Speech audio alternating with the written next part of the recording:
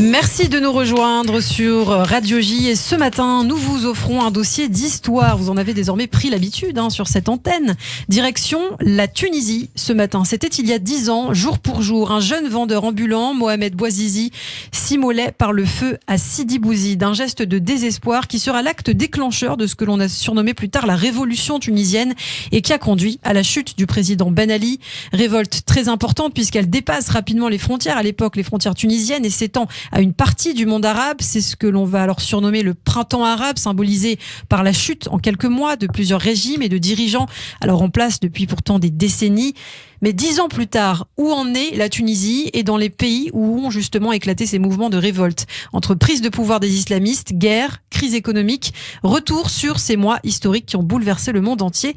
Avec vous, Christophe Dard, et on commence donc par ce 17 décembre 2010 et ce drame à Sidi Bouzid. Et c'est dans cette ville de 40 000 habitants qu'un marchand de fruits et légumes de 26 ans, Mohamed Bouazizi, que l'on présente comme paisible, souriant, travailleur, mais qui est très pauvre, se voit confisquer sa marchandise par des policiers car il commerce sans autorisation. Il reçoit une amende. Ce n'est pas la première fois. Il a déjà demandé une autorisation pour vendre ses fruits et légumes sans succès. Mais cette fois, il n'en peut plus.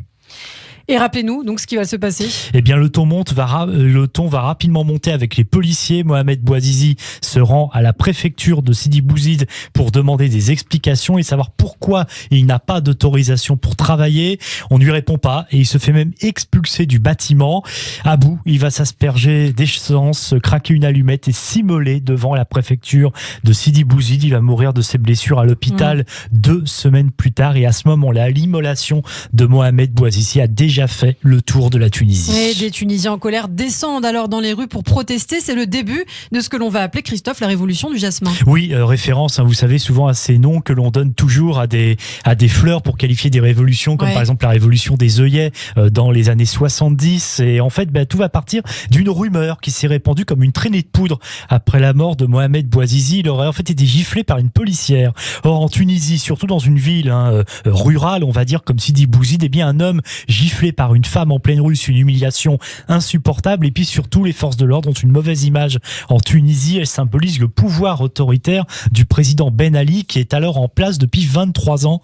Rapidement, les Tunisiens manifestent donc dans plusieurs villes du pays. Ce sont principalement des jeunes que l'on rencontre, Ilana, dans les cortèges. Pourquoi ? Parce que tout simplement, ils sont diplômés, mais beaucoup sont au chômage. Et puis la Tunisie est un pays majoritairement jeune. Ils se reconnaissent donc dans le tragique destin de Mohamed Bouazizi. Et rapidement, la situation va dégénérer. La police réprimera les manifestations. La police va ouvrir le feu sur la foule à Bouziane et tuer un premier manifestant. On va compter une douzaine de blessés lors d'une manif à Tunis le 27 décembre. Puis le 31, un autre manifestant est tué et c'est l'escalade.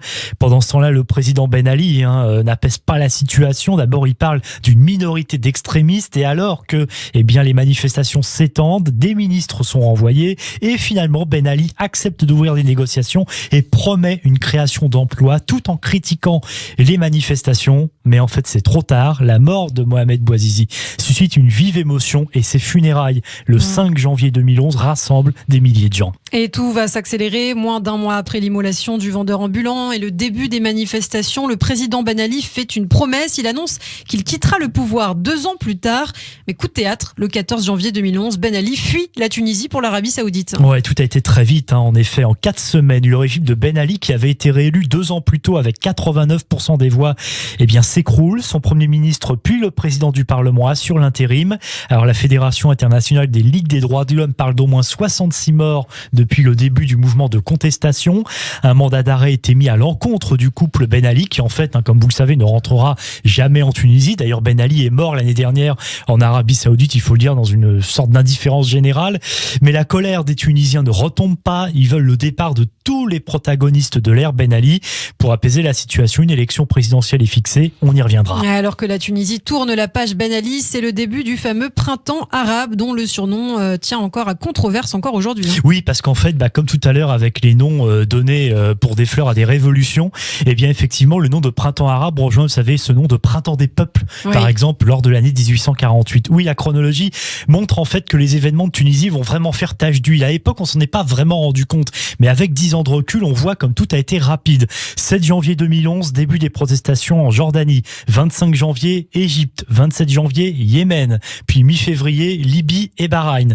20 février, le Maroc, on l'a oublié. Et plus tard, le 15 mars, la Syrie. Tout ça donc en moins de 2 mois. Et puis l'un des points communs, vous l'avez dit dans votre lancement, eh bien c'est que la population se révolte contre des dirigeants qui semblaient indéboulonnables, sauf, je précise, en Jordanie.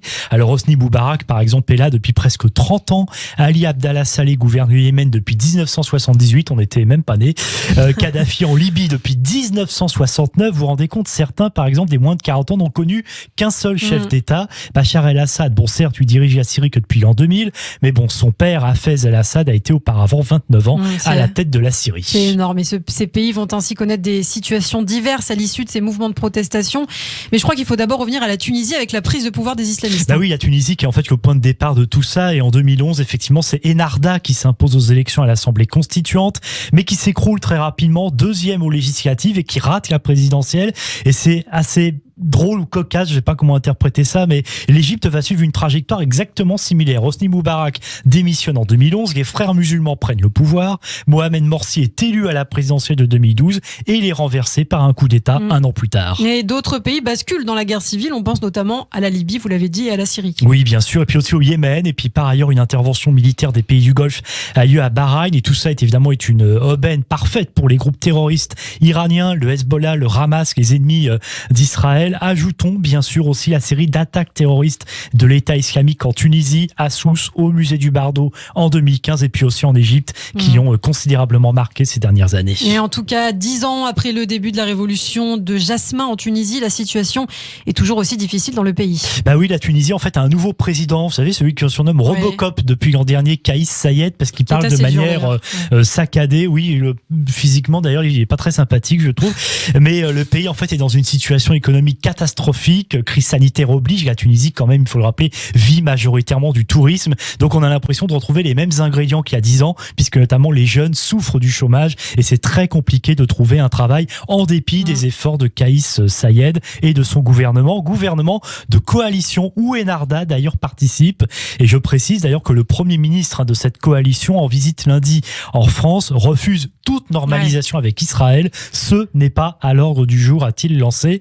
Mais finalement, il faut bien reconnaître que la Tunisie, c'est le seul pays qui a plus ou moins changé de système, un peu plus démocratique, même s'il y a encore beaucoup de travail. Ouais, car dans les autres pays, la situation n'a pas non plus évolué et a même empiré. Oui, en Égypte, le maréchal Al-Sisi gouverne depuis 6 ans, mais en fait, sa présidence n'est pas très différente de celle de Moubarak. C'est en quelque sorte un régime autoritaire qui a été mis en place. Je précise que les frères musulmans sont désormais interdits. Et puis au Yémen, en Libye, le chaos, avec des gouvernements certes sous contrôle international en place, mais que ce soit au Yémen avec les rebelles Houthis ou le maréchal Haftar en Libye, eh bien tout cet équilibre précaire est vraiment menacé. Et puis en Syrie, bien sûr, la guerre civile, elle, est toujours en cours. Merci Christophe pour toutes ces informations. D'ailleurs, nous donnions ce chiffre sur Radio J en début de semaine, la guerre en Syrie qui a fait au total 387 000 morts selon l'Organisation syrienne des droits de l'homme. Dernier bilan. Il ne faut par ailleurs pas oublier tous ces pays arabes qui se battent encore pour la liberté, pour la démocratie, notamment l'Algérie qui connaît d'importantes manifestations depuis février 2019.